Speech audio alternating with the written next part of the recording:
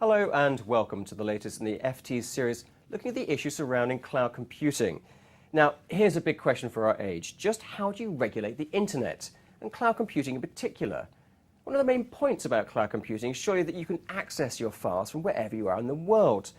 What does that mean in terms of jurisdiction and national regulations? Who actually controls your data? To hopefully find out, I'm joined by Will Venters, who is a lecturer in Information Systems at the London School of Economics, and James Walker, Vice President of Managed Network Services for Tata Communications. Well, let's start with the main question. How is it even possible to regulate cloud computing? I think this is one of the big challenges of our time, that we have legislation that essentially was based at a time when contracting for computing was a complicated contractual issue, and companies would spend a lot of time developing contracts to go out and outsource. It's not as though we haven't involved the use of IT outside of an organization for a long, long time. Outsourcing has done that, but those contracts are now point and click, done with a credit card very simply if cloud is going to work, and this is a huge challenge. It's quite a question to wrestle with, though, isn't it, in terms of where exactly is the cloud? Where are these data centers based? How can you work that out? So how can you apply national regulations in that instance? Absolutely, and if you're going to work properly, you need two large data centers within a legal jurisdiction. You need one to run and one for backup, and these data centers are multi-billion-pound investments. So if you're going to really work this, you can't expect that they'll be located in every legal jurisdiction, and it's perhaps okay for large legal jurisdictions like the United States or Europe.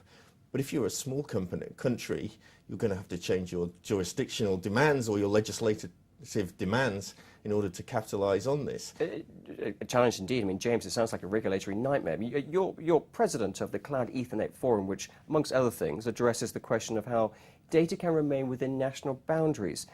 But with the cloud, how is that even possible? A lot of it is about controlling the infrastructure that actually connects the data centers together. So for a long time, computing was all about making sure that your data, when it was being transferred from A to B, got from A to B. Now people are very much more concerned about how does it get from A to B. And for a lot of technical reasons, that applications are sensitive to delay, to distance, and all those sorts of things, but now suddenly it's also jurisdictional and a security concern as well. So we want to, as an industry, get together and define certain standards that allow us to advertise particular routes as being within national boundaries, to advertise characteristics about that route, such as distance, capacity available on it, and all that sort of thing, and then give that as a set of primitives that can then be drawn down by cloud service providers, potentially even end users and so on, to be able to see exactly where their data is going to be stored, and also to request a particular type of service out of the network or the data center. Who controls your data? Can you control your data, or is it down to the data centers?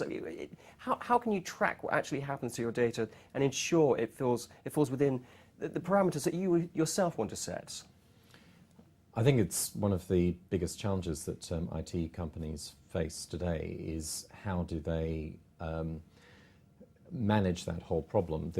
On the one hand, the data center operators and cloud service providers are doing everything they can to distance themselves from your data. I just provide a service, I provide an environment, you operate within that environment.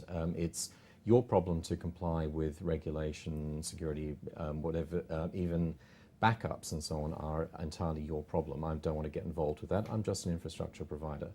But as an industry, we also need to come together and set standards. And the standards say that this is how I can communicate to you how I've previously stored this data, and therefore you need to create an equivalent environment so that I am assured that not only will you store it in a way that is compliant with legislation, but also that it will be carried there in a way that is compliant with legislation, all that sort of thing.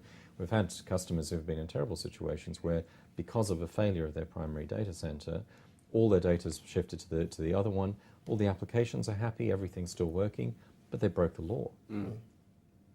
This is not really a situation that even existed 5-7 years ago. So the pace of change to adapt to that is great. Well, gentlemen, thank you very much for that. And I think the key thing to take out of this, every challenge throws up an opportunity, and that's how business works. But thank you very much for a fascinating discussion. If you want to join the conversation, please have a look at the other videos in our cloud computing series at our website at www.ft.com/cloud-computing.